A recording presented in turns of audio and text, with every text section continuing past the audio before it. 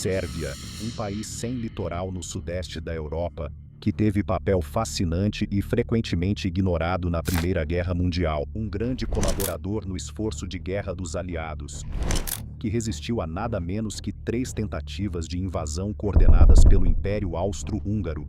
Embora tenha caído no final, diante das forças combinadas da Alemanha, do Império Austro-Húngaro e da Bulgária, um êxodo massivo pelos Alpes albaneses garantiu que o exército pudesse continuar lutando.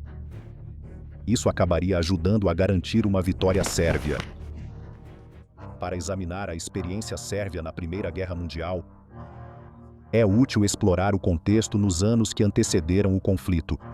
A Sérvia ficava em uma região considerada um barril de pólvora, que vinha passando por uma mudança no equilíbrio de poder há décadas. O outrora poderoso Império Otomano estava em declínio e os estados balcânicos estavam sedentos por mais território e independência total, começando no século XIX. Isso incluía a Grécia, Sérvia, Bulgária e Montenegro, que formaram a Liga Balcânica em 1912 para enfrentar os otomanos. Na Primeira Guerra Balcânica de 1912 que se seguiu, a aliança expulsou o Império Otomano da maior parte de seus territórios europeus, expandindo consideravelmente os territórios das nações balcânicas, enquanto a Sérvia obteve territórios que hoje são o Kosovo, Macedônia do Norte e uma região que faz fronteira com Montenegro. E na Segunda Guerra Balcânica, a Bulgária foi a derrotada por uma nova aliança.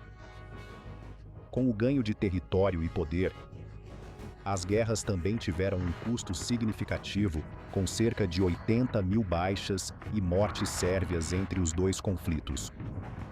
Isso teria um impacto prejudicial na prontidão de suas forças armadas no início de novas hostilidades. Junto com essa disputa por poder com o Império Otomano, no período anterior à guerra, a rivalidade da Sérvia com o Império Austro-Húngaro também vinha aumentando. Essa era uma disputa de longa data, com o episódio mais recente acontecendo devido à anexação da Bósnia pelos austro-húngaros em 1908 e ao seu sucesso em estabelecer a nação albanesa em 1912, para ajudar a privar a Sérvia do acesso ao Mar Adriático. Ambos foram considerados movimentos extremamente provocativos pela Sérvia e levariam diretamente ao início da Primeira Guerra Mundial. Com o homem que assassinou o arquiduque Franz Ferdinand, na verdade agindo em oposição à recente anexação, com a eliminação sangrenta de seu herdeiro ao trono, a Áustria-Hungria teve o pretexto necessário e declarou guerra à Sérvia em 28 de julho de 1914. Isso marca o início do conflito global, que causaria devastação pelos próximos 4 anos. Para muitos na Sérvia, a Áustria-Hungria era vista como uma agressora, um império formado em torno da Áustria e da Hungria, que era composto por tantas etnias, incluindo os eslavos do sul. As forças armadas da Sérvia, embora enfraquecidas após anos de conflitos nos Balcãs, de forma alguma estavam descartadas, iniciando um período de rápida mobilização. A partir de 26 de julho de 1914, eles conseguiram recrutar um total de mais de 400 mil homens. Essa foi uma das maiores taxas de conscrição de todas as forças europeias. No entanto, armamentos e munições estavam em menor quantidade, com a Sérvia dependente de importações da França e Rússia.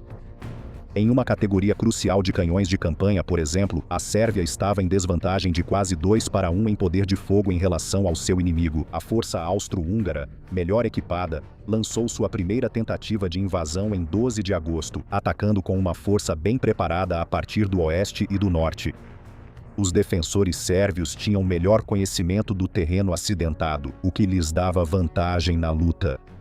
A primeira campanha culminou na Batalha de Ser. Aqui os sérvios encontraram as forças austro-húngaras em grande escala ao redor dessas aldeias montanhosas. Envolveu quase 400 mil soldados no total e resultou em uma vitória decisiva dos sérvios. As forças austro-húngaras recuaram em desordem, com muitos se afogando ao tentar atravessar o rio Drina. A batalha foi a primeira vitória dos aliados na guerra e, de forma significativa, também testemunhou alguns dos primeiros usos de aeronaves no conflito.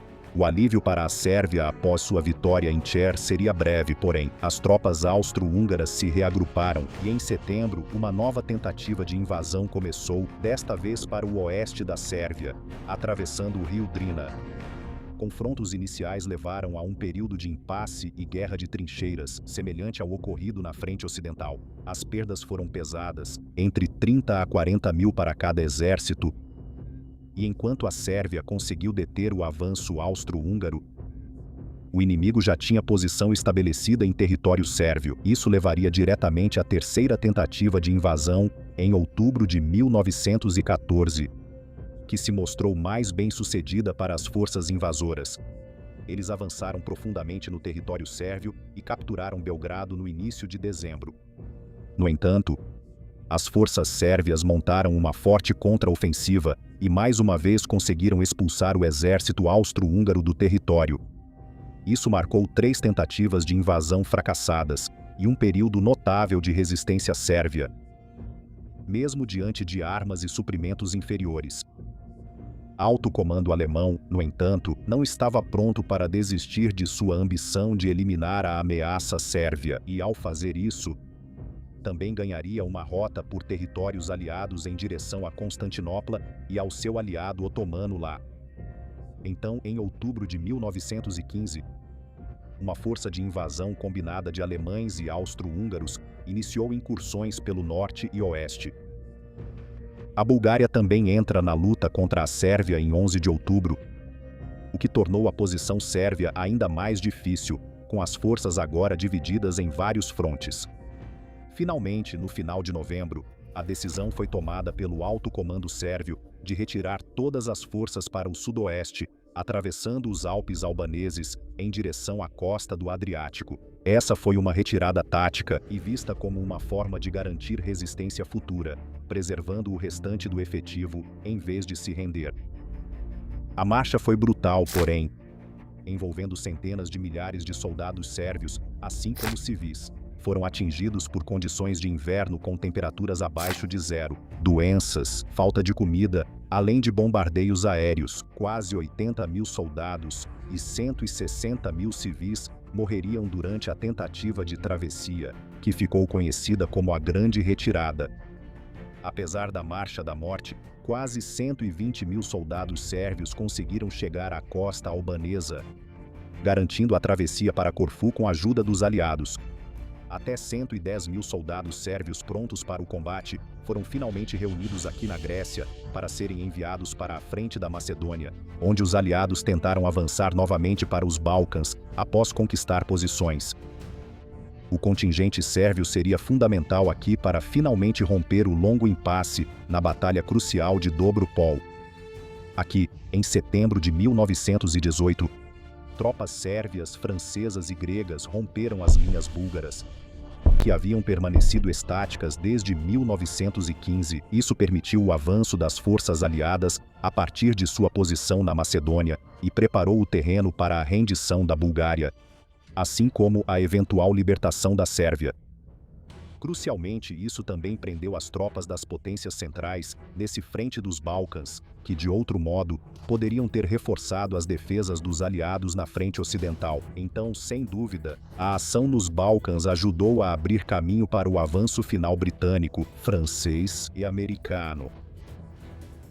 A Sérvia sofreu perdas devastadoras durante a guerra, as maiores de qualquer participante do conflito. Mais de 1.200.000 mortos entre militares e civis, ou 28% da sua população. Isso foi um choque demográfico e levaria gerações para se recuperar dele. No entanto, sua aliança com a Entente e contribuições na frente dos Balcãs indicavam que ela tinha a ganhar com os tratados de paz que encerraram o conflito. Isso incluiria território às custas do derrotado Império Austro-Húngaro, o que proporcionou à Sérvia um aumento do poder regional. Logo após o fim da guerra, em dezembro de 1918, foi criado o Reino dos Sérvios, Croatas e Eslovenos. Isso uniu todos esses territórios e era o território pan-eslavo que os nacionalistas sérvios desejavam desde o século XIX. Esse novo reino logo se tornaria a Iugoslávia e permaneceria assim, com algumas variações, pelos próximos mais de 60 anos. Agora existia um grande reino eslavo. Ele tinha um território vasto, bom acesso ao mar Adriático e as ameaças anteriormente persistentes dos austro-húngaros e otomanos haviam sido removidas. Então, enquanto a era de agitação regional antes e incluindo a Primeira Guerra Mundial deixou a Sérvia com grandes perdas, ela, no entanto, preparou o terreno para um período de poder regional no pós-guerra que duraria décadas.